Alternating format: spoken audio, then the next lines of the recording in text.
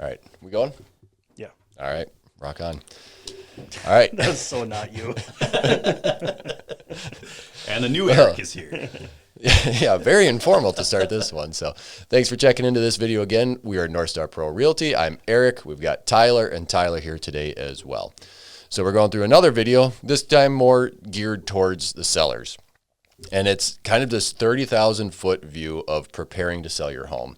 I have four main categories that are written down, and we can expand on those, but it's what do you need to do physically for your home to get ready to sell, going through decluttering, that kind of stuff. What does the timeline look like? That's one of the most common questions we get when we're looking, when we're out on listing appointments. What's a pricing strategy? How do you price it? How do you price a house? Why do you price it a certain way? And then showing etiquette, and essentially just saying, what should you do before you leave the house to get it ready? And so we're going to kind of talk through those. If you guys have anything else to add at the beginning or end, we can. I think that covers it from a 30,000 foot view, and we'll kind of branch off on topics from there. All right. So the first thing we were going to talk about was physically getting your house ready to sell.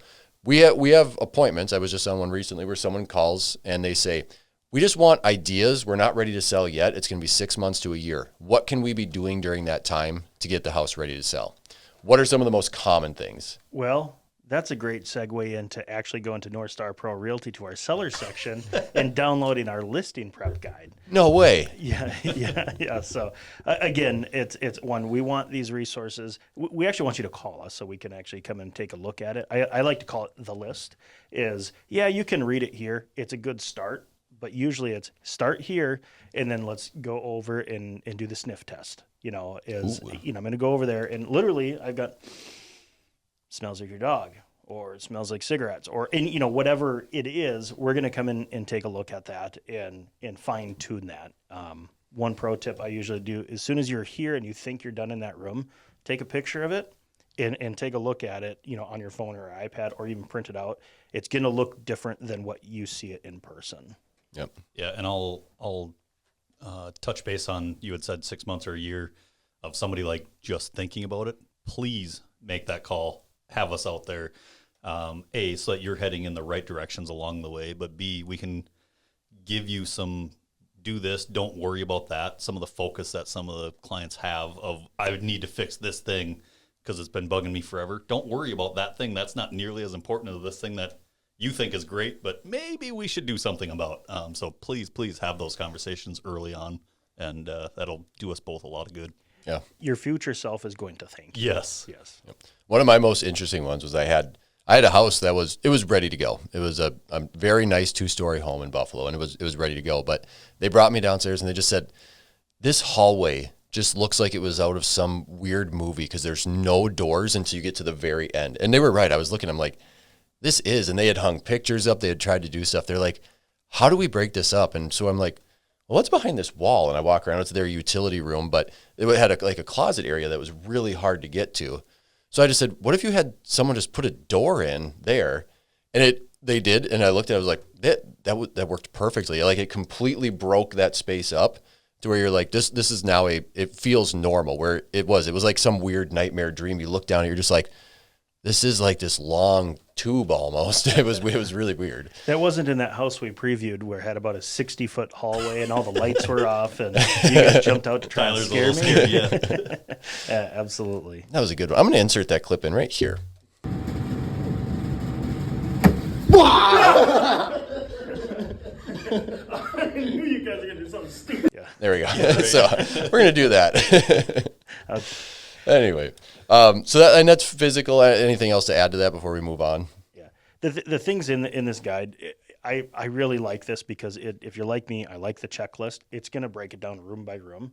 And like you said, you're probably mentally up here selling way before we ever get that call. And this is going to be that very easy thing that you can work off. Maybe it is a fall deal that you want to do. We're here sitting in February right now. It's an easy thing to break these things in chunks for prepping in months from now or even a year from now. Yeah. Don't wait till 2 weeks ahead of time. Yeah. Yep. So then the next one, we were talking about timeline. Again, a common question that we get usually on listing appointments is what timeline can I expect? What does it look like from the time that we commit to saying we're ready to sell to getting onto the market, on the market, pending after that to closed. Let's start with the caveat of your home is ready. Yes. Yeah, your home is ready. You've downloaded it and you've done the checklist. We've already had that, but now we're signing paperwork. We're ready to go active. Let's start. That's our starting point, right? Yep. So from day one being active, right? Yeah, As far as it is advertised and ready for sale. Well, I'll jump in even before that of just saying the first one is we sign paperwork. We're scheduling photos. Typically what I tell is it's usually 2 to 3 business days until we can get the photographer out there. From there, it's going to be the photos are returned overnight. So I tell people, I said, as long as we're not in a huge hurry, I do ask for a week's notice for me to properly do my job to get your house on the market. That's a good point. Because at the end of the day, we can get your house on the market in about 15 minutes. Yep. To do it right, it does take a process to give you the best chance to get the highest dollar in the least amount of time. Yes. So then past that, now onto the market. Yeah, I mean, at that point, it's live and it's ready to go. We set you up. We kind of prepare things where you're set up to get an alert when somebody says they want to see the house, right? So you'll get an alert saying, can we do a showing tonight at 5 p.m.? And then we either say yes or no. And then timeline of the question is basically how long for it to sell from there. Is that where your head is at? How long should we be on the market for? Yeah. Well, it depends a lot on the motivations, right? Yep. So that kind of comes back when we were having our conversation leading up to the listing. There's a couple different brackets of, I want this thing priced aggressively so that it sells in a quicker timeline. Want to be about market price, or I'm optimistic on what I want to get for this, and maybe somebody will come get it, for that premium dollar amount because it's a unique place, it's in a unique spot, something like that.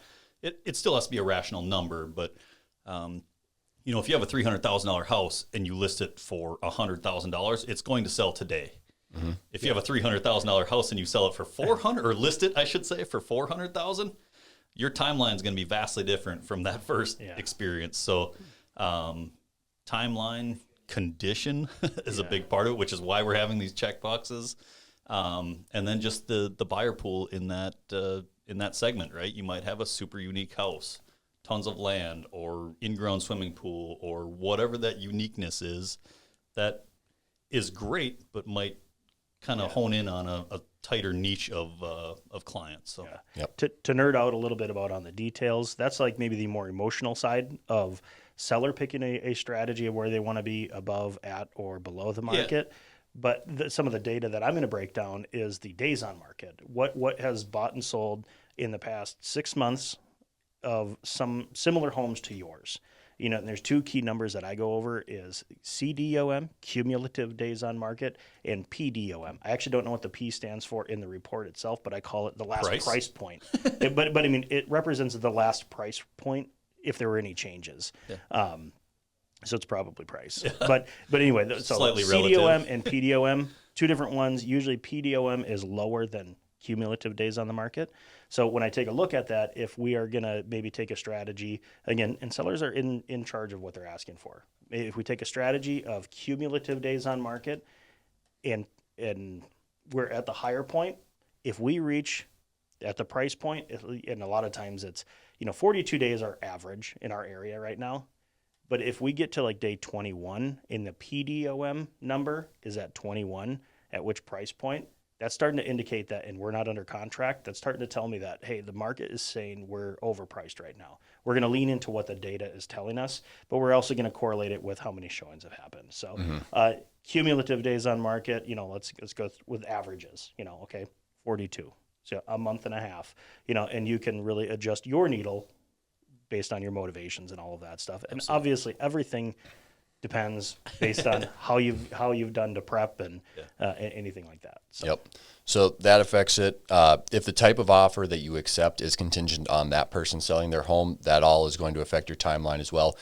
That's unpredictable. That's the kind of thing that we have to kind of just deal with as we run across them, if you have to deal with it at all. So I will say that it's predictably unpredictable, right? Yeah.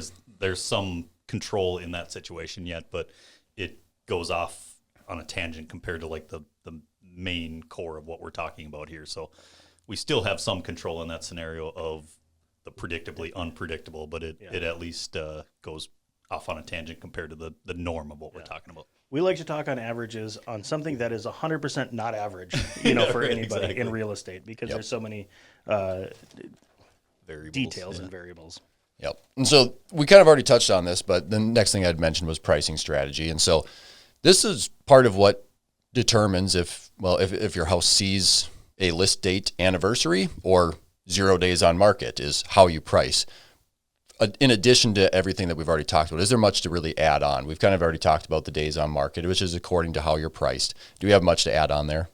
Yeah, and I would add on maybe just price for the condition. You know, you might have a home that is just like your neighbor's house, but that one was in terrible shape. We just had a townhome situation where it seemed apples to apples from the surface of what one had just sold for compared to the one that we had on market, and ours was more expensive. But it wasn't a worse deal. It was the better deal between the two. So the condition for the price, it's not just the number. There's more to it than that, I guess, is worth mentioning, right? It's like, is it more valuable? And that has a lot to do with condition and upkeep, deferred maintenance, all of that type of stuff. So we just say price as the one thing that you can touch on, but it is relative to everything around it as well. Yep. Which is one of the reasons that we go on tour, is so that we can, when we do go on these appointments, we can say, you know what, I've actually been in that one. Your house shows great compared to that one, because what you don't see in the photos is this, and this. So. All right. Leaning into that delta, do you want to be the next one to sell, or are you just looking for feedback? You know, and feedback is, well, we had people through there and they didn't want to buy it. Yeah. You know, I can tell you everything sells eventually under certain conditions. Yeah. Price, condition, location. You can't change location. Okay. The last section I had mentioned was showing etiquette, and we're looking at specifically from the seller perspective. And I know, Tyler, you had mentioned something as we were talking beforehand that I really like to mention. And so as you're getting ready, you've got your house on the market, you're getting showings that are coming through, and I guess the first thing that I'll touch on is try your best to click accept on that. Maybe every once in a while the whole household is sick and you're just like, we can't leave the house today. But do your best, even if you go, this is a little inconvenient, that's right around kids' bedtimes, whatever it is, get out of the house. And selling your house is inconvenient as well. Yeah. So assuming that we've accepted the appointment, leading up to that, what do we do? I love this question. And we do talk about it. So this is a shameless plug of, you know, we have educational webinars that we like to host. And our scheduling is a little bit off right now, but if you go to our seller section on our website, northstarprorealty.com, I think it's /sellers, you'll be able to find it. But we actually have an educational sellers-driven webinar, and we talk about kind of that selling process. You know, I just love that question and the emotional process. And I'm gonna probably put the emotional hat on this one.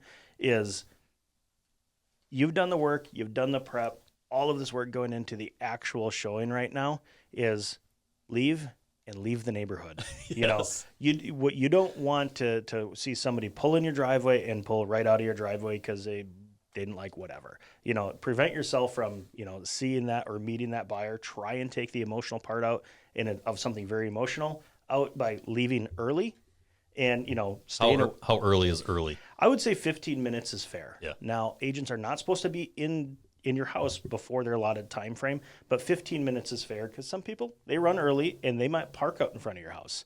Gets a little bit. It absolutely does. So try and take some of that emotional part out by leaving 15 minutes before, you know, turn the lights on, everything like that.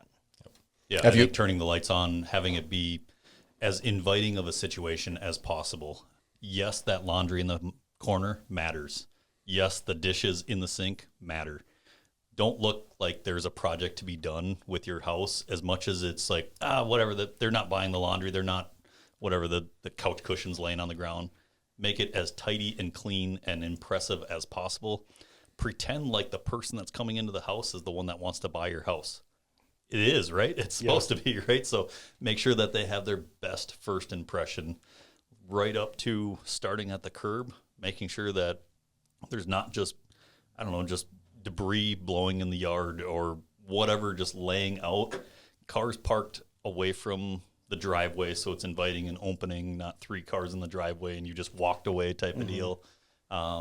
Just kind of turn around before you head out for the last time and just look at it from the buyer's lens of how is this presentation coming about from the very beginning. So let me ask you this. So usually, when I look at this way, I'm always looking at Eric, but usually we have an hour time frame. Through our system, hour is a default time frame. So between 3 and 4 o'clock, the buyer is going to be coming through. They can come at any time between 3 and 4 o'clock, but hey guys, what if they're still there past my 4 o'clock time frame? They've been there for 45 minutes and they're still past my 4 o'clock time frame. What do you tell sellers at that point? Celebrate, turn around, and leave.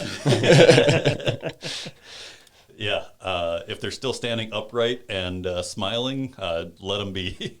They're not supposed to, right? That's kind of the reality of it. But you get into a scenario, if you're there for more than 20 minutes, probably someone's pretty serious about the place, right? Yeah. It's amazing how many times you show a client a house and you're there for like 6 minutes, and it's like, there's nothing left to see here. I don't want to open another door. I don't want to see anything else. So that is a good problem if they're there too long. Again, it's not supposed to happen. You're supposed to come and go within your window of time, and that is the realtor's role to make sure that there's clarity in that. But again, if they're running past that timeline, to your point, celebrate. It's good. Yeah. For the most part. And there are times where we just get caught up in conversation where we walk out and they go, yep, this isn't the house. And then we end up talking for 20 minutes and we go, okay, we better leave.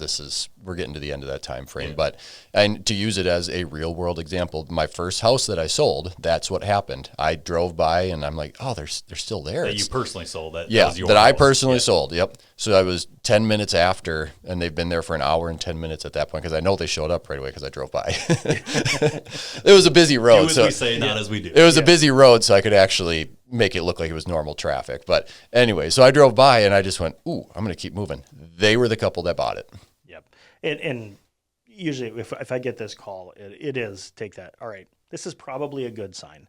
If you find that they're just talking and you've driven around a half hour past and they're still just talking in the driveway, give me a call again and I'll give them a shout and say, hey, how's it going? Seller's got an appointment. They need to get here. They need to get the kids fed. And, and it's not buyers don't take offense to it. I'm a prime example. This is kind of fun. It was like an open house. Again, leave for an open house. It makes it a little bit weird, but leave for showings too. Yeah. Leave for showings, leave for an open house. Again, it was on Pulaski. It was a beautiful Saturday or Sunday, doesn't matter. It was a beautiful day.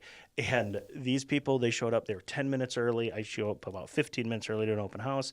And they're sitting there and they walked through the house and they ended up down on the patio lakeside and they stayed there for 2.5 hours. Oh, wow. And again, they're talking. And again, I'm like, take as much time as you want, and all of a sudden we're like, half hour past the, the ending time. I said, you guys can do this, next weekend. You got to buy it. Or, I was going to say, or in 30 days. They ended up buying it. It was the house. They came in there to gauge how many people came to the open house because it was the next day we got the offer and it was from them, So it's like, again, that was, I let them stay as long and it just got a little bit ridiculous. But again, they felt comfortable. They wanted to enjoy a little bit more time from it. So it was, take it, with happiness. Like Eric said, celebrate, maybe go grab some what's the scoop or something. Yep. So anything else to add to that for the 30,000 foot view as sellers are preparing to sell their home? No, I mean, it's a little bit of a roller coaster, right? And you're going to feel some highs and you're going to feel some lows. We try to prepare the conversation and the expectation along the way. Keep the conversation open. If something isn't feeling right or whatever, have a conversation with us. We'll kind of chat through it and go from there. But it's one of your biggest decisions in your life, and so it's going to have some highs and lows to it. And I guess just having that expectation and that reality that that's going to be the case, that's where a lot of these little nitpick type things come up of like, they didn't leave right at this time or whatever. That 10 minutes of your life wasn't what was important. It was through the emotion of all of it that was really what was causing that little minor issue. So yeah. Tyler, want to close us down? Yeah, absolutely. So what we like to do, and it's really just to cater to, the time frame that it takes to sell, the immense amount of work that you're going to be putting through to get your home ready, which you've done by downloading our listing prep. But every other week, as our schedule is, we actually like to host educational webinars. And that's why I'm going to invite you to the next one that we have. Just go to our website, northstarprorealty.com, under the sellers section, and get registered for our next one. We're going to break this process down and give it a little bit more detail and answer any of your questions as well. So we find that having that open communication and a platform without any commitment of just, calling an agent up and inviting them into your house, this is a great first step, because what we've found that, by the time you hit the market mentally, sellers have been sellers for a few months now, if not longer. So we want you to be the best educated seller and the best one ready to hit the market. And what we can do that is helping you prep for your listing, and then invite you to our educational webinar that we're going to break that down even more and answer any of your personal questions. So again, thank you for being here. Eric, thanks for setting this up today. I really appreciate it. Again, have a great day. Thank you.